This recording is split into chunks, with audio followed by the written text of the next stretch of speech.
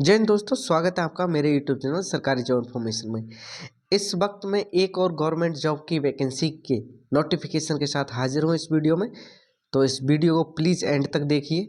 किस चीज़ की वैकेंसी है, क्या नोटिफिकेशन है, पूरा मैं दिखाऊंगा।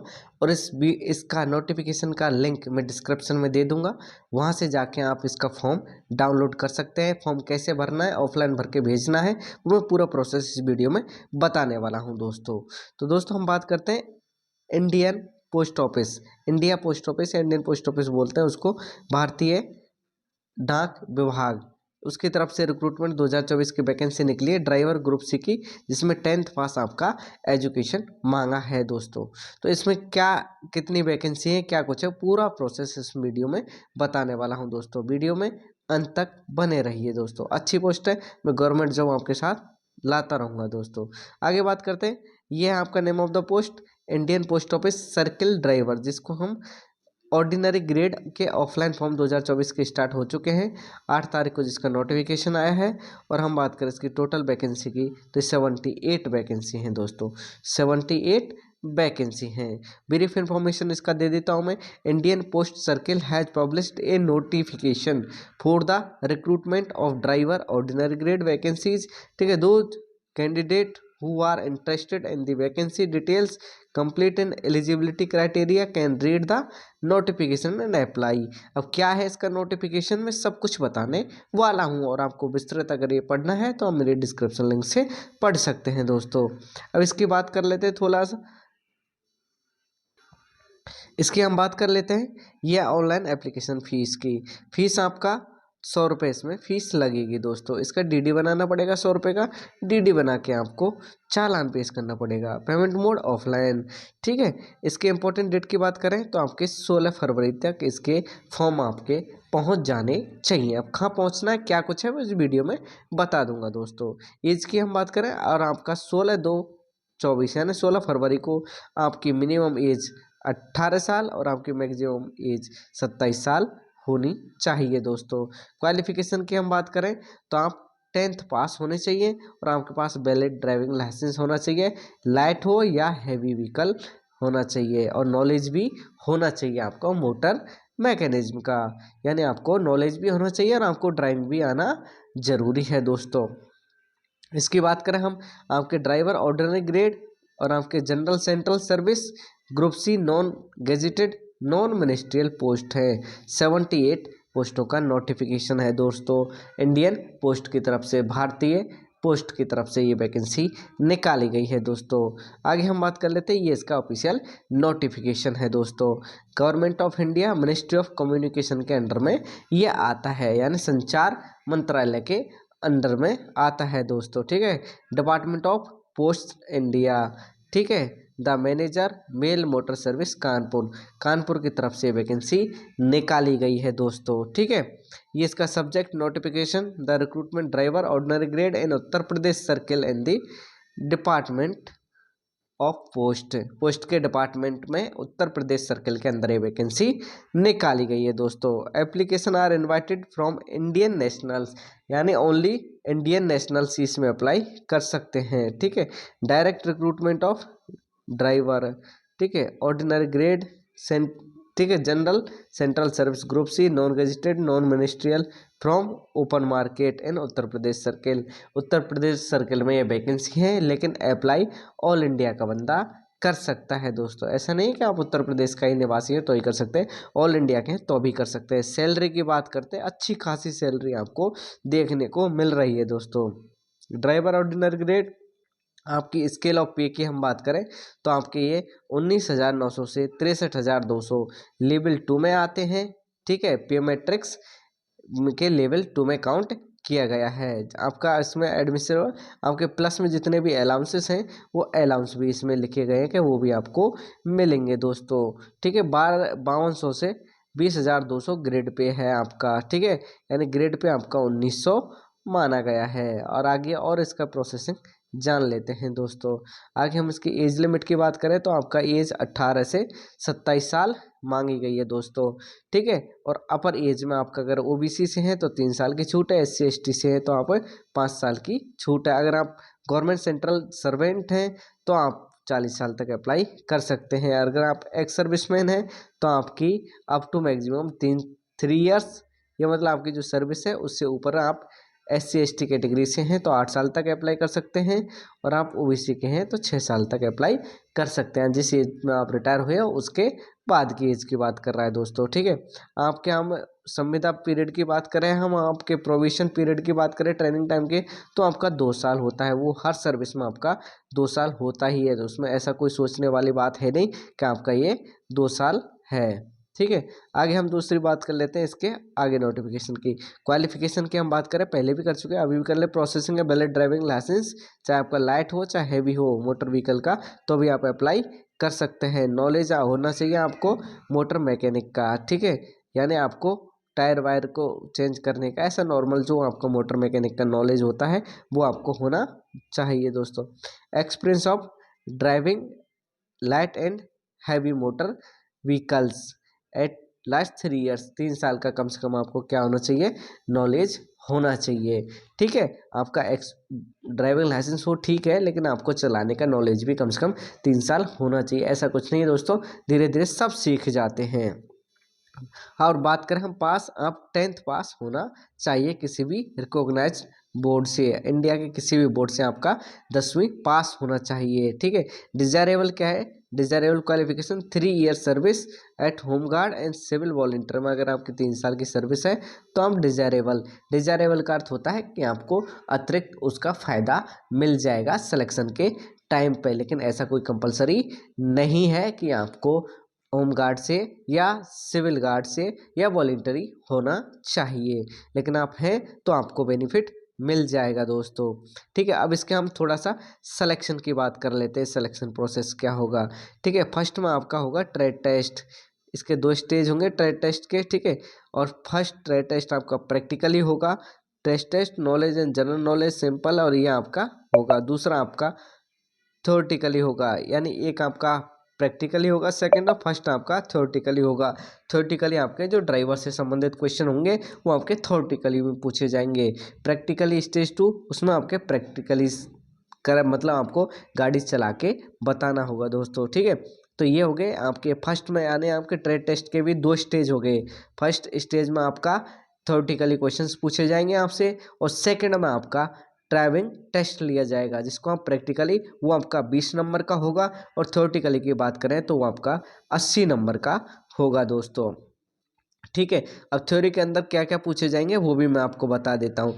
जो आपका 80 नंबर का पूछा जाएगा, ठीक है, वो आपका ऑब्जेक्टिव टाइप होगा, उसमें 4 होंगे, एक आपको चूज करना है, सही होगा। 80 नंबर का होगा दोस्तों, और 90 मिनट आपको टाइम मिलेगा, 90 मिनट का, ठीक है। हिंदी इंग्लिश दोनों आपके लैंग्वेज में पेपर आएगा दोस्तों, ठीक है। और आपका उसमें आपको पासिंग मार्क्स, आपको अगर आप SC/ST कैटेगरी से हैं तो आपको 33% पासिंग मार्क्स चाहिए, अगर आप OBC और EWS से हैं तो आपका 37% चाहिए, आप अदर से हैं तो आपका 40% चाहिए। ये आपको मिनिमम पासिंग मार्क्स उसमें लाना है दोस्तों। स्टेज 2 की हम बात करें तो वो है आपका प्रैक्टिकली टेस्ट में आपका 20 नंबर का होगा, 20 मिनट का होगा।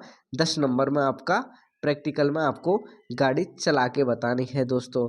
दूसरे में उससे गाड़ी से संबंधित आपको क्वेश्चन प्रैक्टिकली पूछे जाएंगे, वो भी आपका 10 नंबर का होगा, वो भी आपका 20 मिनट टाइम लेगा दोस्तों। अब इसके थोड़ी सी हम बात कर लेते हैं और कि डॉक्यूमेंट कौन कौन सा चाहिए। तो डॉक्यूमेंट आपको एप्लीकेशन फॉर्म में कौन कौन सा लगाना है, तो सेल्फ अटेस्टेड आपका डेट ऑफ बर्थ का प्रूफ यानी 10वीं की मार्कशीट लगानी है। Self attested copy of valid driving licence की लगानी है, चाहे वो लाइट है चाहे हैवी है। दूसरा आपका self attested copy of certificate driving experience certificate अगर आपके पास है, इफ एनी, एक वर्ड लिखा है इफ एनी मतलब है तो उसको भी लगाना। जितने भी डॉक्यूमेंट लगाने सेल्फ अटेस्टेड लगाने। Self attested marksheet in certificate of 10th standard का। Self attested copy of caste certificate अगर आप कास्ट में डाल रहे हैं SC/ST OBC में, तो self attested copy of experience certificate as home guard and civil volunteer if applicable अगर आप उसके थ्रू भर रहे हो तो। Self attested colour passport size photograph, ये अगर आप ये फॉर्म भरेंगे तो उसमें आपको सेल्फ अटेस्टेड करके लगाना भी है और एक एक्स्ट्रा फोटो उसमें डालना भी है दोस्तों। ओरिजिनल इंडियन पोस्टल ऑर्डर 100 रुपये का आपको इंडियन पोस्टल ऑर्डर, जिसको हम बोलते हैं IPO बोलते हैं दोस्तों, क्या बोलते हैं IPO, वो आपको 100 रुपये का भर के इसके फॉर्म के साथ कानपुर के मेल मोटर सर्विस कानपुर के नाम पर भेजना है दोस्तों।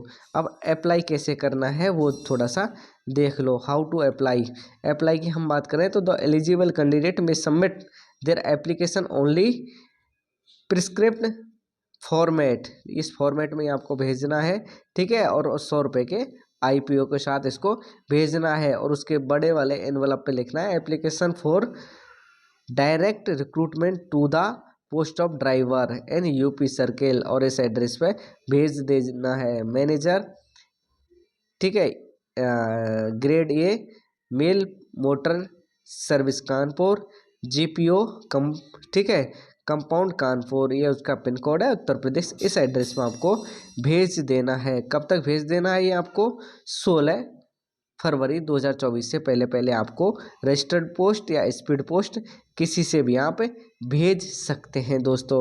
अब इसके हम थोड़ा सा एप्लीकेशन फॉर्म की जान लेते हैं। ये एप्लीकेशन फॉर्म आपको मेरी वीडियो के डिस्क्रिप्शन में मिल जाएगा दोस्तों, ठीक है। अब आपको करना क्या है, यहाँ पर आपको फ़ोटो अटैच करना है, वो आपको सेल्फ अटैच्ड फ़ोटो ही अटैच करना है इस जगह पे, ठीक है। फ़ोटो अटैच करना है, यहाँ आपका नाम कैपिटल लेटर में लिखना है, बड़े बड़े अक्षरों में, फिर आपका आधार कार्ड लिखना है, फिर आपका फादर नेम लिखना है, फिर आपका परमानेंट पोस्टल एड्रेस लिखना है, सॉरी प्रेजेंट पोस्टल एड्रेस जहाँ प्रेजेंट में है वो लिखना है। कई बार क्या होता है प्रेजेंट और परमानेंट दोनों एक ही होता है, बहुत से क्या होता है कई बार के अलग अलग जगह पे जॉब कर रहे हैं लेकिन रहने वाले कहीं के, तो जहाँ जॉब कर रहे हैं वो प्रेजेंट हो जाता है, लेकिन जहाँ के आप रहने वाले हैं वो आपका परमानेंट एड्रेस माना जाता है दोस्तों। कॉन्टैक्ट की बात करें, आपको मोबाइल नंबर है जो लिखना है, मैंडेटरी है, ठीक है। कुछ अगर आपसे रिक्वायरमेंट होगी तो इंडियन पोस्ट ऑफिस के बंदे हैं वो आपसे कॉल करेंगे दोस्तों। कम्युनिटी की बात करें, आपको लिखना है UR OBC जो भी है, ठीक है।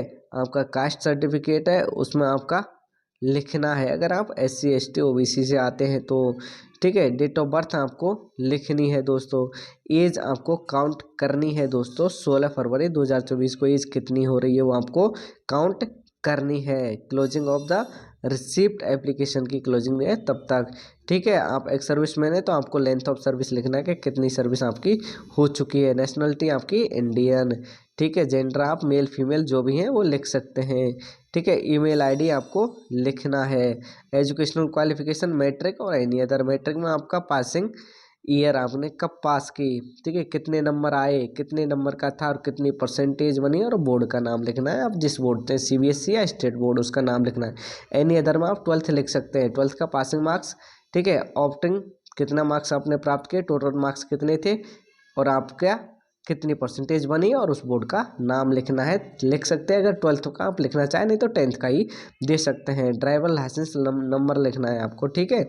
और आपकी पर्टिकुलर इश्यूइंग अथॉरिटी कौन सा RTO जिसने आपको इशू किया गया है, ड्राइविंग लाइसेंस कहाँ से इशू किया गया है वो आपको लिखना है दोस्तों, ठीक है। डेट ऑफ इशू लाइट, अगर आपका LMB है लाइट मोटर व्हीकल लाइसेंस है तो उसका लिखना है, अगर हैवी है तो उसका भी लिखना है। डेट ऑफ इशू, ठीक है, कब इशू हुआ है, ठीक है। ड्राइविंग एक्सपीरियंस अगर आपके पास है तो ये आपको लिखना है दोस्तों, ठीक है, कब तक का है।